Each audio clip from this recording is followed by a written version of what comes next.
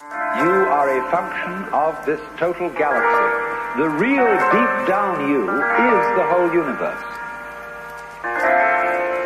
And it's doing your living organism and all its behavior. It's expressing it as a singer sings a song.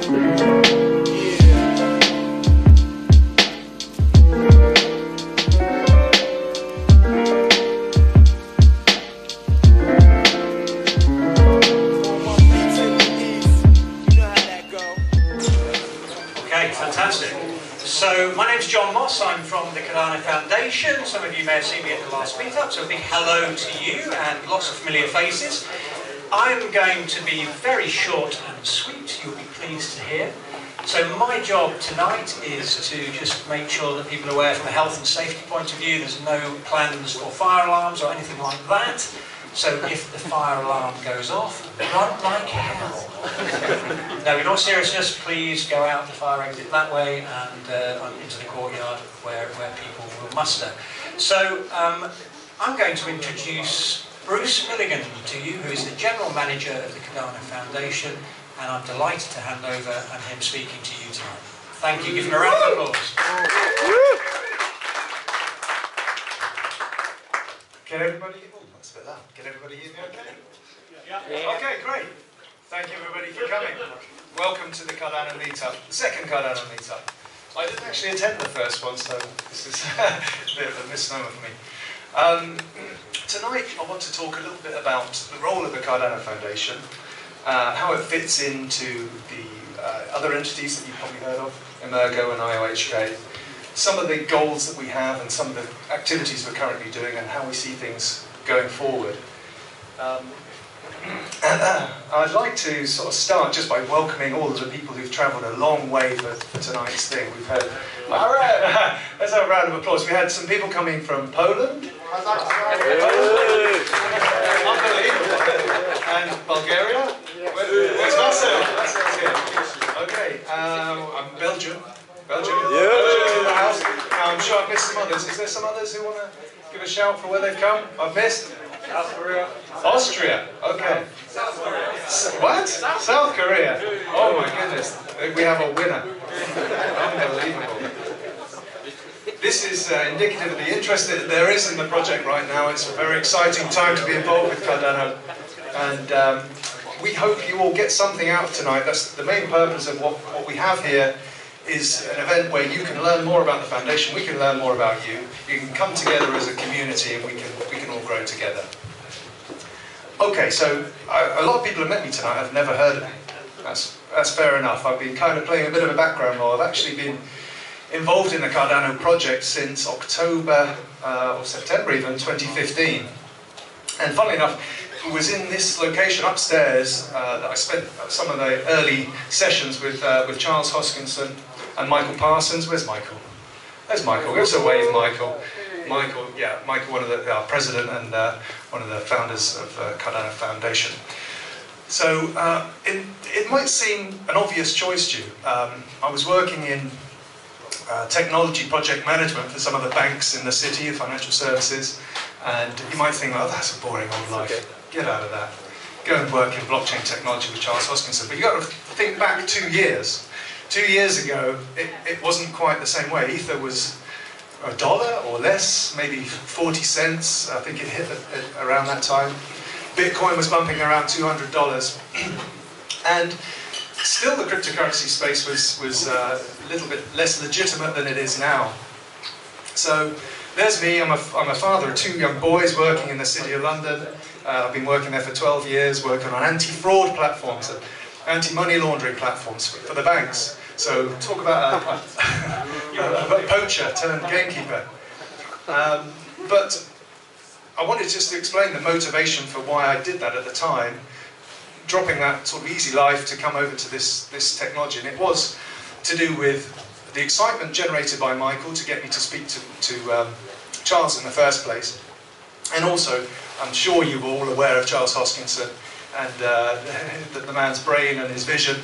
And it was very exciting talking to him, and I started to learn, and I thought this is the future.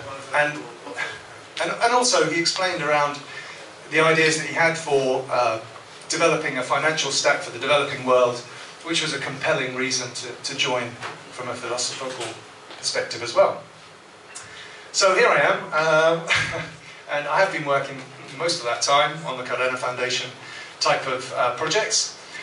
My current role is the general manager, which is quite a nice, sort of reasonably vague term, but it generally means I'm running the operations at the foundation. Michael serving as the president, and me working as his right-hand man.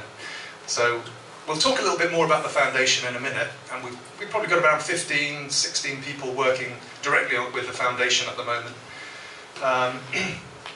But just for a bit more background, I wanted to add a bit of context about the partners who we have in the Cardano ecosystem. I hesitate to use the word ecosystem, let's call it the project partnership. So you all know probably about IOHK. Can I get a few nods here? Yep. Okay, thank you. Yep. So IOHK's role is, well, firstly, the founders of IOHK is Jeremy Wood and Charles Hoskinson, two of the founders of the overall project.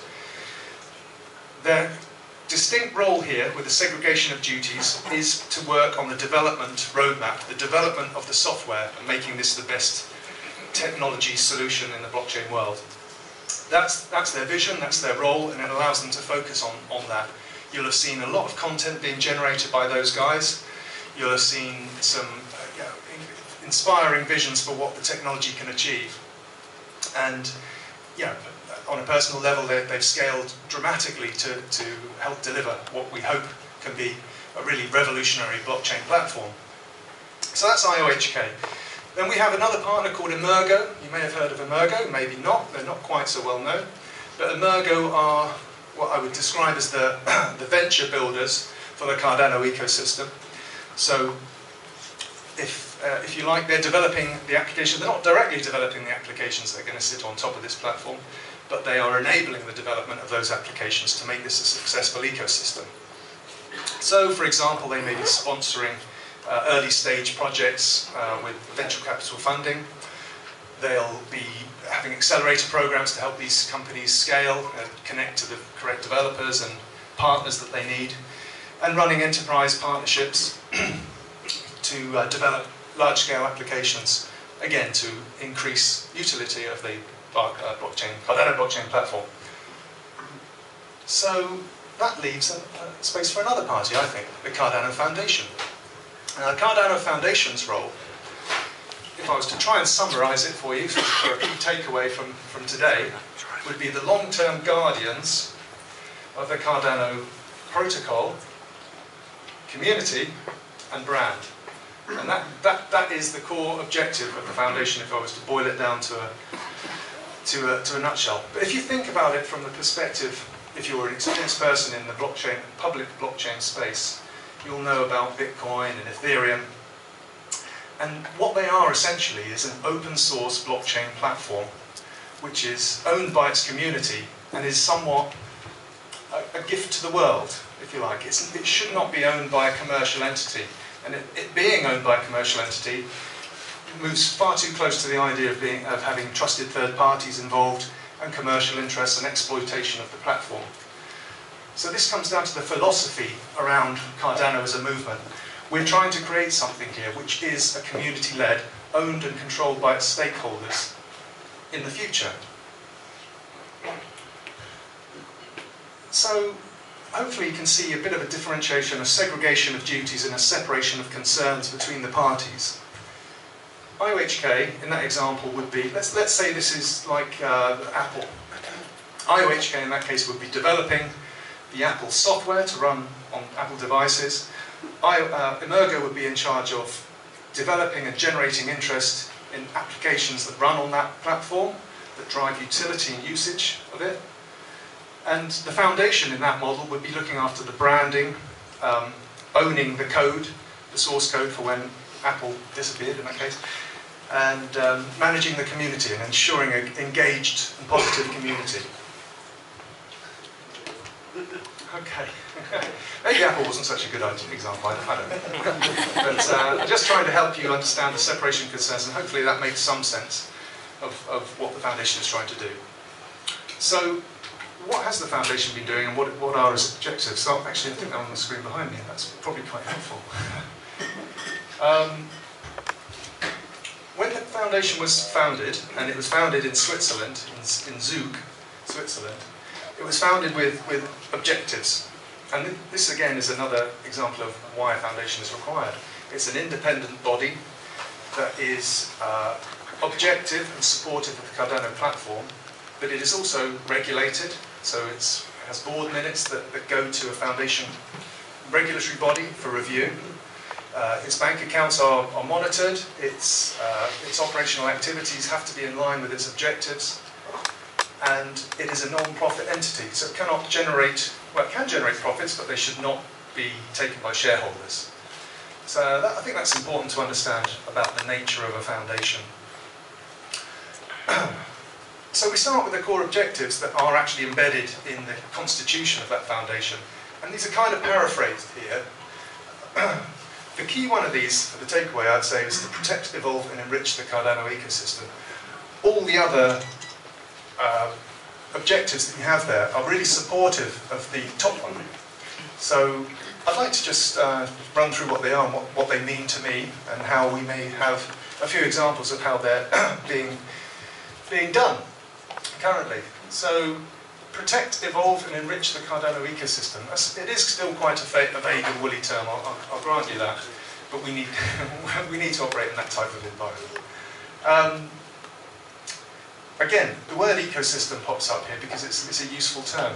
If you think about, ecosystem is often a term that is a little bit ambiguous. To me here, an ecosystem is not just the protocol, it's not just the applications that live on top of the protocol, it's the community, it's the enterprise partnerships, it's the on-ramps, the off-ramps, and all the useful infrastructure that surrounds the core technology that make people want to use this as a solution and make it successful.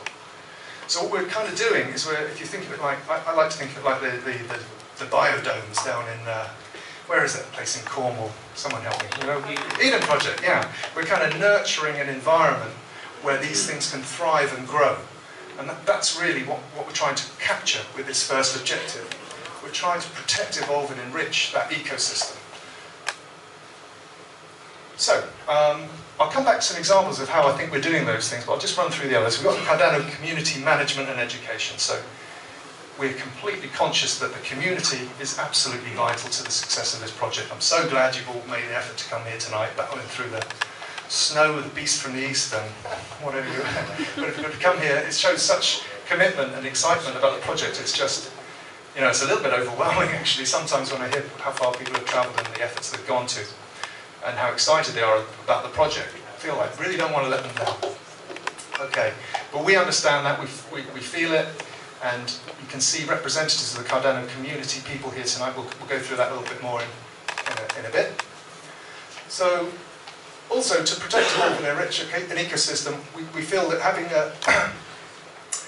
a membership-based organisation that enterprises can join is a very important aspect of what we do. If you look at other open source blockchain platforms such as, not blockchain platform, open source projects such as, maybe Linux Foundation or Apache, lots of them, and even Ethereum, if we're talking blockchain, have enterprise partnership programs and a particular enterprise roadmap, and we are here to do that. If you think about what I said earlier about the other commercial partners, they shouldn't be a long-term entity holding a relationship with these entities. They are commercial entities here to serve a purpose. What we need to have is a long-term entity for organisations to bind to and join and feel part of as part of a membership organisation. So that's another key pillar. I'll be honest with you, we haven't made as much headway with that as we'd like to have done. We've spent a lot of time in 2017 concentrating on the two above it, and we want to do more on the enterprise partnerships going forward. And we've got some good people in to do that. I'll talk about that a bit later. The next one's to shape legislation and commercial standards. That's both for the benefit of Cardano and also for blockchain technology in general. Shaping legislation and commercial standards. We've kind of bundled two things into one there. It's really the influencer role that we're seeking to play, to do we're hoping to continue to make headway, telling people about the technology, informing governments, regulatory bodies, and standards bodies about what the direction should be for blockchain technology, and also taking feedback from them and feeding those into the design and build of the blockchain platform. And finally, we've got a golden source of protocol information, Cardano protocol information. I don't know how many of you, I'll pause here actually, how many of you think that the current sources of information for Cardano are easy and clear to find on the internet? Oh, there's one. Yes, okay, good. Well, there's 2 or 3, okay. I don't, actually. We've got to make some headway on that particular area. But in actual circumstances recently, what we've been working on is the Foundation's forum, for example, the improvements we've been making to the Cardano hub. But we've got a lot more in the tank there that we want to come on to. So that's really the nature of what the Foundation is here to do. So hopefully that makes some sort of sense. So I'd like to just talk a little bit more about some of the activities that we're doing to try and hit some of those. So I'll start with an interesting one I was dealing with earlier, was a company called FP Complete. Is anybody following our Twitter feed and knows about FP Complete? Can I have a look? 1, 2, oh, come on guys, read the tweets. No, I only joke. Oh, you don't count, Anthony. Okay, FP Complete are a Haskell specialist development company and auditor, and we have partnered with them to audit the code that's being generated by IOHK as part of building the Cardano settlement layer. Now this is important because it fits with the general philosophy of a rigorous approach to standards and scientific implementation of the code. It also reflects a requirement and an objective to be transparent in everything that we do and sharing things with the community and involving the community so they understand at a detailed level what's going on. I've seen some of the work that's come out of FP Complete, and it's fascinating, and it's a change in direction for the Foundation. It's also possibly going to shape the general direction of the protocol build going forward, I think. There's some fantastic observations, and IOHK have benefited from it, and I think they're also challenged by it, which is good. Because this fits with the idea that I said to you earlier, that we seek to be a long-term guardian of the protocol, brand and community. So if we're not holding somebody to account in whatever ways and means we can, then we're not doing our job. So the work by FP Complete, we've invested a lot of money in it. There's some really good guys there. There's some really good information coming, and we're going to be sharing that with you in the near future. I've got a target date, but I better not say that just yet, just in case. But hopefully in the next month. Okay, so that's FP Complete. And yeah, I should say what that hits. Well, I'm hoping that's hitting the protect, also in evolving the community. That's probably it. We also got something called the Distributed Futures Program. Distributed Futures Program. All right, let's try again. Anybody heard of the Distributed Futures Research Program? 1. Okay. 2. Okay. Well done, Michael. Okay. The Distributed Futures Research Program is something that the Cardano Foundation have been sponsoring and trying we're shaping to try and develop research and information that's relevant to chief technology officers, government representatives, and interested people from the general public, actually, to bring them in to the technology, to help them understand the technology, and also to provide information that can hopefully shape that legislation and standards. So they've produced some great work already. We've got a good example. The piece they did on blockchain governance was accepted by the Dutch government, or accepted by, well, it was used by the Dutch government, and they expressed an interest in using it. We've also,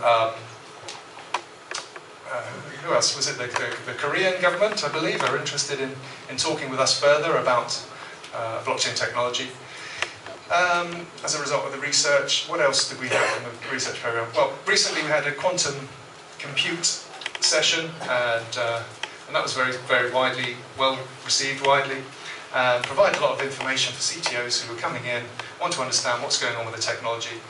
And at the same time, we've partnered there with IOHK's research unit, who are also working on quantum-resistant signatures, for example.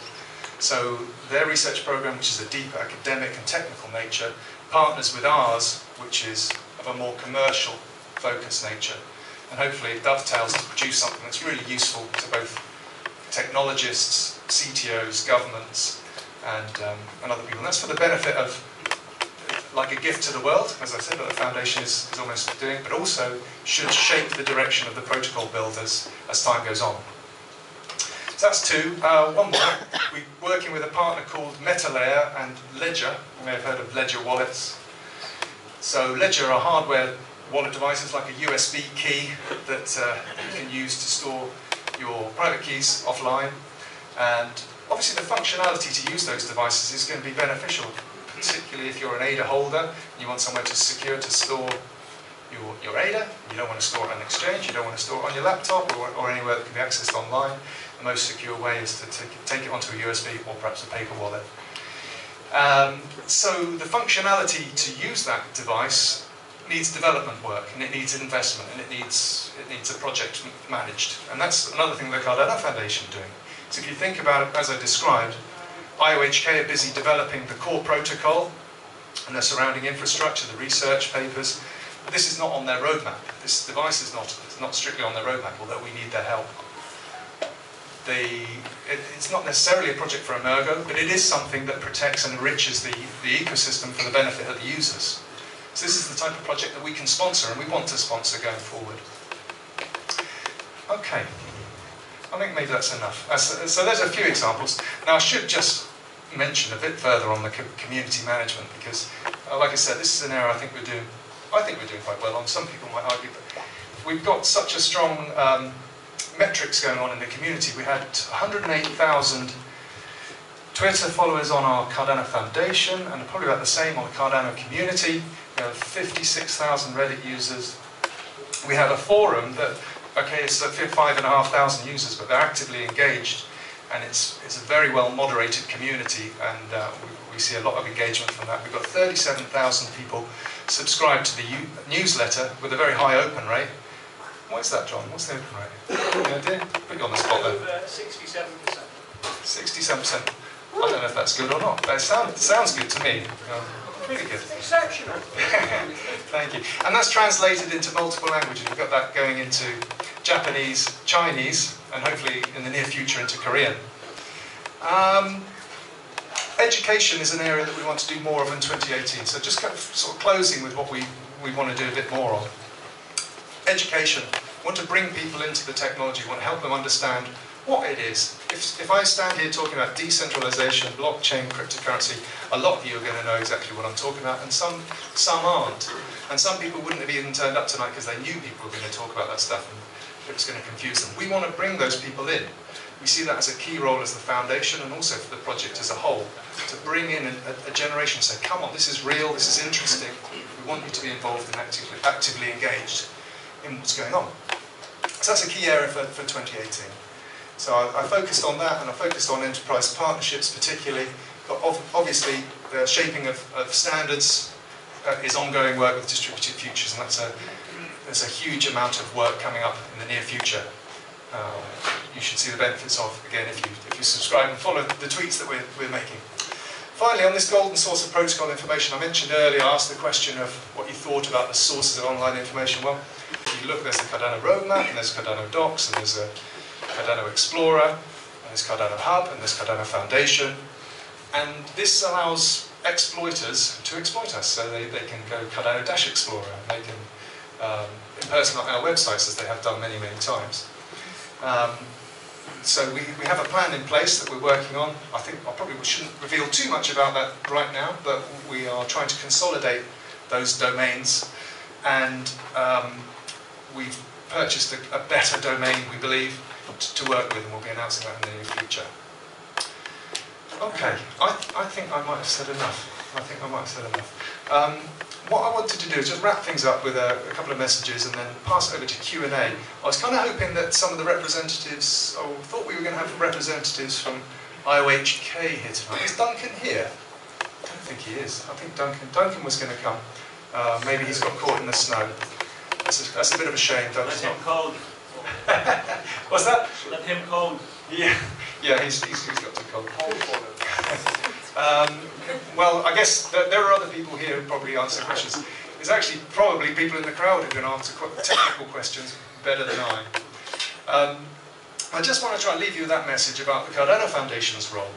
A long-term entity, a guardian of the protocol, the community and the brand, and a progressive and very excited and motivated team. Thank you very much.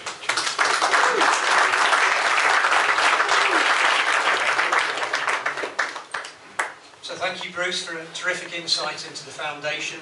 I think we are exceptionally committed, and we're very, we're very thankful for the response that we have from the community with events like this. So we've got probably time for a little bit of Q&A, but just to emphasise that there will be some questions which we probably won't answer, but you never know. But we'll be very much open as possible. There also might be some questions where we need some clarification, and we can always come back to you. And there's a lot of Q&A that happens on the forum as well. So, does anybody have some questions? Gentlemen at the back, first of all. Hi, thanks for the overview. How do you expect to entice ERC20 token type applications over onto your platform? I know that we can use Solidity programming language on the Cardano platform, but what are the incentives going to be, and when can we sort of see that start rolling out? See, that's the type of question I was just hoping wasn't going to come up. I was really hoping Duncan was going to be here. I'm really sorry to say that I'm not going to give you a good answer, and I'm not going to try and blag it because I really don't know, is the honest truth. Okay. We have people in the room who will give you a better answer than I can. I don't know if anyone wants to volunteer one. But I'm not going to pretend that I'm something I'm not. I don't honestly understand that at the moment. Okay? Sorry about Thanks for your honesty. that. Okay. Another question. Gentleman here. Okay, two questions actually, related. Similar to the gentleman, but when will we actually be able to test the smart contracts with Cardano? When will we actually be able to put together, let's say, a project decentralized? Okay, this is a good question. It's something I'm perhaps going to touch more about. We are just about to deploy something on our testnet for the Goguan. Did I pronounce that right? Goguan? I'm not really sure with all the different names. The smart contracts platform. The most basic level of it is about to be deployed on the testnet. Having spoken to IOHK recently, they've indicated to me that in the next 90 days there may be something that can be tested. I don't want to hold them to that right now, but that it's not too far away, and there's certainly some ambitions to have a functioning live production platform during 2018. And the second question, like I said, to whom, if we want to develop an application, considering that the change Cardano, it makes sense to also develop the application at the same time with Cardano to consider changing that. Which will be the best approach? Say, who will be the person to go to ask about a possible collaboration in terms of information exchange? So you're specifically talking about an application? Yes. Okay, so Emergo, yes, Emergo have the remit to do that. Now, I described Emergo briefly earlier. Emergo are they're a sort of hidden gem here in this organisation. They're well funded, they're very, very ambitious, and they're growing like crazy. They are here to facilitate the development of applications on the Cardano blockchain platform. We hope to partnership with them on the enterprise area, or enterprise partnerships, but they are the guys that you want to be talking to. In London, I'm sad to say, Taro's not here tonight, who's the representative of Emergo in London. He's growing the setup for Emergo in London. His name is Kentaro Yoshioka. Yeah, I can share these details with you later, or it's not a problem. But he's active here in London, and he's harvesting these type of details right now, and he's the person to talk to, and they'd be delighted to help give you advice on that area. Okay. Yeah, my question has to do with legislation, and specifically future legislation. So I've just come back from Acapulco, Mexico. As you know, the big libertarian conference over there. Just come back 3 days ago. And a lot of the talk was existential threats to the whole broader ecosystem, and of course, it would affect Cardano. And one of the things that attracted me to the project was that you left a sort of back door to, if anybody needed to look up something in the blockchain, something in that sort of area. And so my question is, what did you see when you were planning the project back in 2015 in future legislation, and where are the world governments moving in legislation, and what did you see that maybe you can share as far as where we're going with that? Michael, do you want to answer this one? Oh, I didn't hear the question. Oh, you didn't hear the question. Can you repeat the question, yeah? Okay. Well, it was all around legislation and what we spotted in the early days that we were trying to anticipate for the build of the Cardano platform. What things we were hoping to build in and see in the platform's development. Well, what I was saying is we're... All right. Okay. Michael Parsons, our chair. I'll explain who I am after answering the question. I mean, basically, Cardano is taking the approach that we're not fighting anarchically against legislation, now that we're supporting it 100%. We want to find a middle way between legislation and regulation and privacy. It's important that we all have our privacy and we retain that privacy as individuals, but also it's important that we blend in with the regulation and make the regulation work for us and the people, not for the government, but us and the people and the government, but not just the government. So our approach is to find a way which will blend in regulation and privacy for the benefit of both parties. Neither one will be the winner, all will be winners.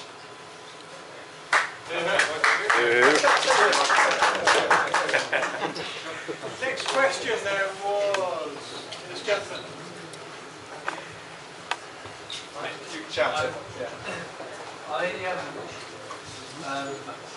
As I mentioned earlier, I went to the talk with Charles last week. Thank you for your insights into the Cardano Foundation tonight. I actually asked the same question to Charles, but I'm intrigued to see your answer to it. The blockchain space is a space which moves incredibly fast. I mean, even since the end of last year, there have been huge changes. New ICOs are dropping all the time. New platforms, new apps are coming into existence every minute. And we're just starting to see, I'm aware that the first couple of ICOs are launching based on the Cardano platform sometime soon, Traxia and Spain or something like that. I just wondered what your thoughts are on where you're at in relation to your competitors, whether that's Leo or VeChain is starting to come into the Ethereum, Leo, Cardano space, other blockchain projects which are trying to compete in this third generation blockchain space. Where do you see your position in that space in terms of some have what you might consider a first mover advantage? I think Cardano has a much more robust approach than a lot of them, but you might say that others are doing where Cardano is still planning. What are your thoughts? Let's go for a joint answer on this one. I'll start with what I think very briefly, and I'll pass over to Michael for what he thinks. I think there's some interpretation here on what's going to be created in the future.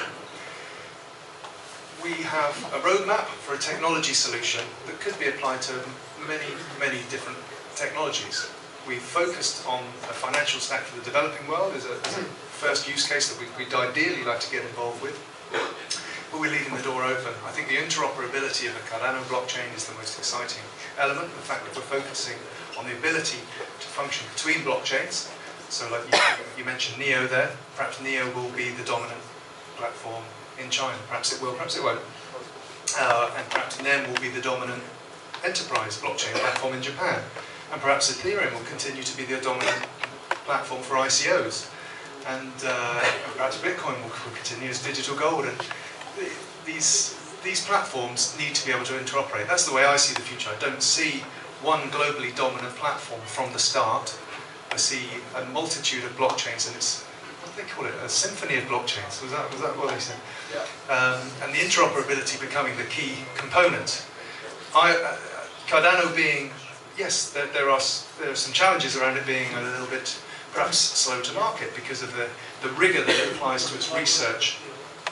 But I think that's a good thing. I don't think it is a race, and that's maybe how I see things differently to others. I don't know, even in the project, but I don't see it as a race.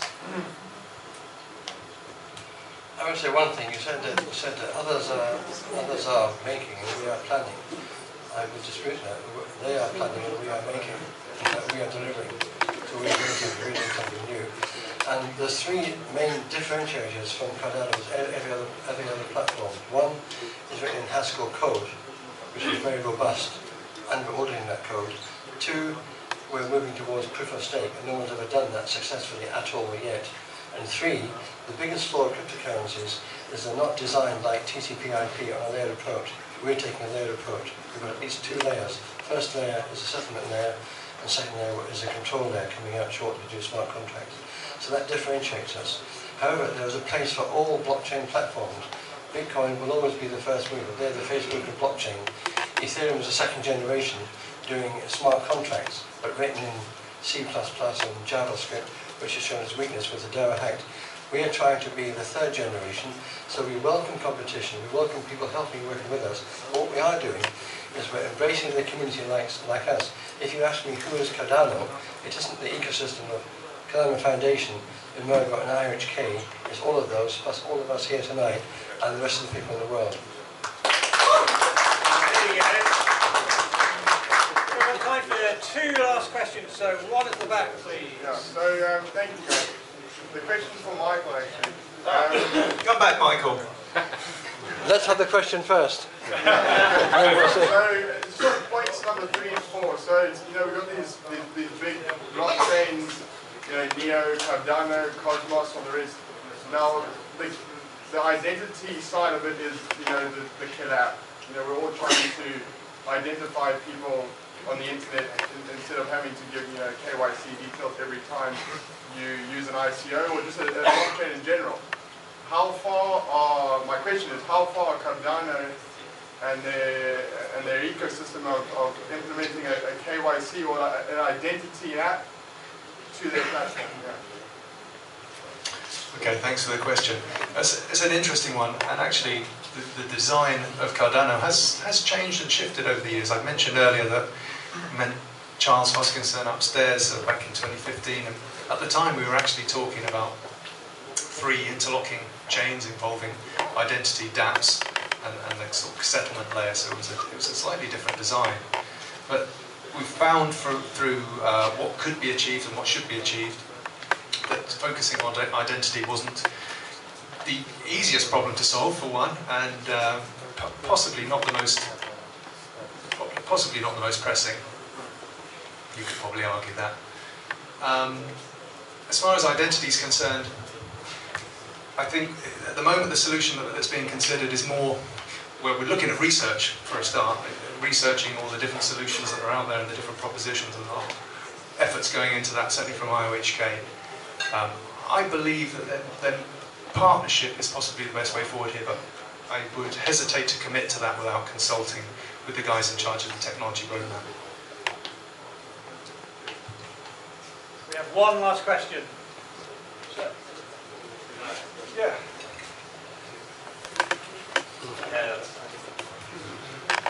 So just everyone hears. Yeah, that's fine. So you guys have been doing a great job so far. I think it's a great project. And you guys have been opening more the transparency of the project. I think that's great. But what efforts are you doing to open it up more? You said coding-wise, it's really hard to get there. What are the conflicts of interest? Who holds what, you know, in terms of ADA tokens? Opening that more. How are you guys working towards increasing transparency in the project and actually being, you know, seen well from the institutional perspective? A very good question, thank you. Okay, so I guess people know that there's a development pool of ADA that has to be distributed amongst parties. IOHK have been reasonably clear on what they're doing with their allocation. There's a little bit more difficulty on the CF and Emergo side, and also, to be quite honest, there's still some legal contracts that need to be sorted out in that area before full transparency can be out there about what's happening to all of the ADA. But I assure you, none of it's gone anywhere, and we are heading towards that transparent solution. So I'm going to pass on that one because that is a confidential matter. If you can imagine the amounts of ADA that are being talked about with this exposes people to security risk, and it's not something we should really discuss too much in public. But all I can assure you is that the funds haven't gone anywhere. The intention is to use them in the right way and distribute the funds in the right way. And you should hear more on that in the future. I can't at this time commit to when. All right. As Master of Ceremonies, I'd like to give a big thanks to Bruce for standing up here. It is not hard, it's not easy, I should say, to do a presentation to a lot of lovely people and also answer questions. So couldn't you give him a big hand?